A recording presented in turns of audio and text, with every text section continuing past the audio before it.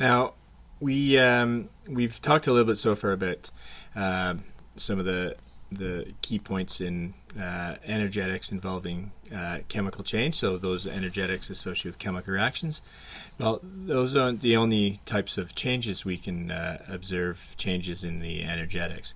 And so physical change, chemical change, nuclear change, all associated with energy release or energy absorption. So I just want to quickly point out some of the differences, the main differences you'll see when we compare these three different types of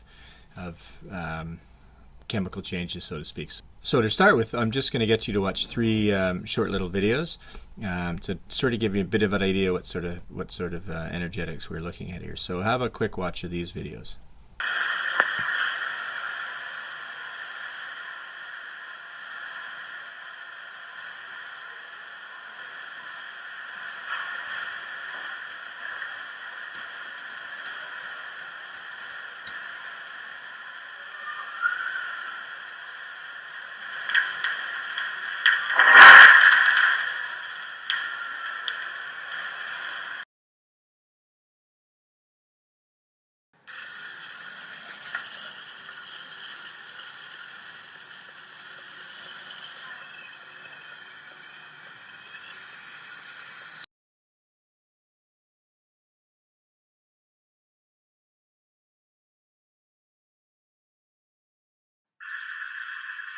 Sedan was detonated at 10 a.m., July 6, 1962.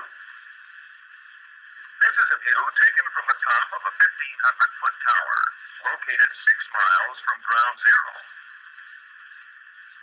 This close-up view was taken from a ground station 3 miles from ground zero.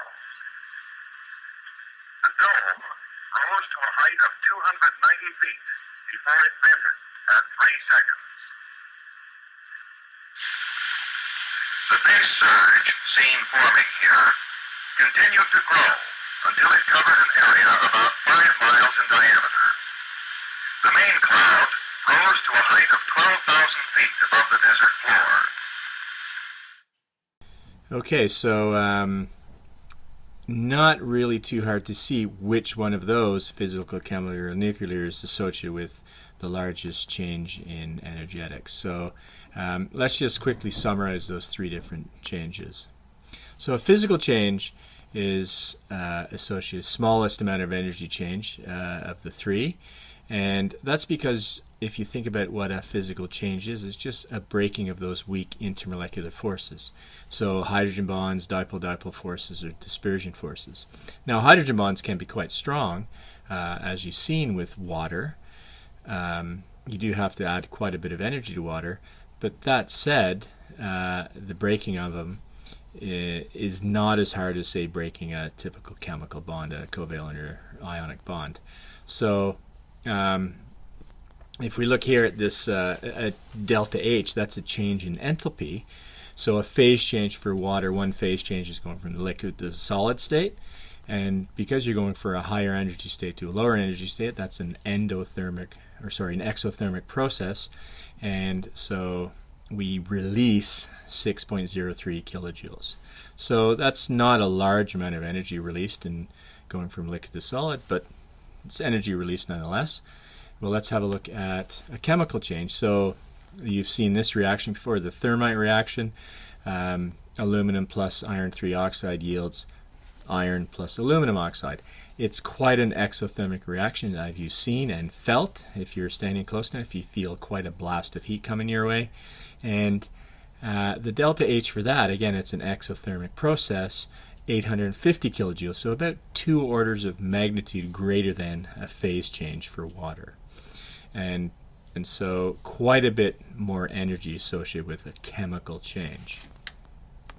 Finally, a nuclear change. This comes about due to a change in the nucleus. There's a huge amount of energy stored in the nucleus of atoms, and so if you can get that energy released, well, you're looking at the release of a huge amount of energy.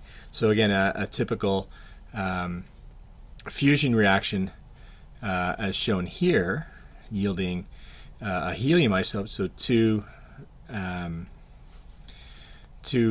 isotopes of hydrogen yielding a helium isotope, the delta H, the energy released there, 530 times 10 to the 6 kilojoules per mole. That's 6 orders of magnitude greater than the energy released in the thermite reaction. So nuclear change, energetics involved with nuclear reactions is tremendous. And so, not surprisingly, we see a much larger release of energy. And so you do have to have a bit of a handle on those 3 different changes associated with physical, chemical, or nuclear change, and the energetics associated with them. And that concludes this video.